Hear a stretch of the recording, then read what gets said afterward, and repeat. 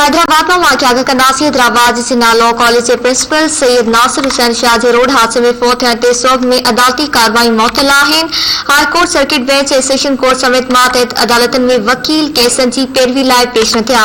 साइलनि नयूं तारीख़ूं वठी वापस रवाना थी विया आहिनि। हैदराबाद में इहा ख़बर अवां शेयर कई पिया। हैदराबाद जे सिन्हा लॉ कॉलेज में प्रिंसिपल सैयद नासिर हुसैन शाह जे रोड हादसे में फौत थियण ते सोग में अदालती कार्रवाई मुअत्तल आहिनि।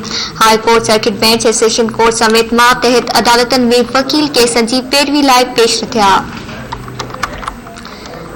साइल नयूं तारीख़ूं वठी वापस रवाना थी विया आहिनि। हैदराबाद में ख़बर अवां शेयर कई पिया। हैदराबाद जे लॉ कॉलेज के प्रिंसिपल सैयद नासिर हुसैन शाह जे रोड हादसे में फौत थियण ते सोग में अदालती कार्रवाई मुअत्तल आहिनि।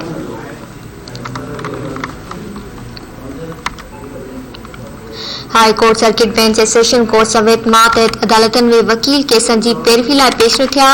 साइलनि नयूं तारीख़ूं वठी वापस रवाना थी विया आहिनि।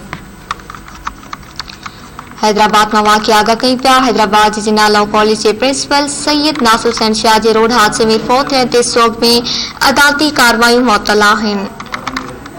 हाई कोर्ट, सर्किट बेंच ऐं सेशन कोर्ट समेत मातहत अदालतन में वकील केसनि जी पैरवी लाइ पेश थिया। साइलनि नयूं तारीख़ूं वठी वापस रवाना थी विया आहिनि। तफ़सील मालूम कंदासीं हैदराबाद में शबीर अबरो खां। जी शबीर, आगाह कजो। जी बिल्कुल, हैदराबाद में जिन्ना लॉ कॉलेज के प्रिंसिपल सैयद नासिर हुसैन शाह के विछोड़े से अदालती कार्रवाई सोग में मुअत्तल कई वयूं आहिनि। जेको आहे हाई कोर्ट, सेशन कोर्ट समेत मातहत अदालतन में वकील केसनि जी पैरवी लाइ पेश न थिया। जेको आहे साइलिन पारां केसनि जूं नयूं तारीख़ूं वठी वापस थियण जो सिलसिलो जारी आहे।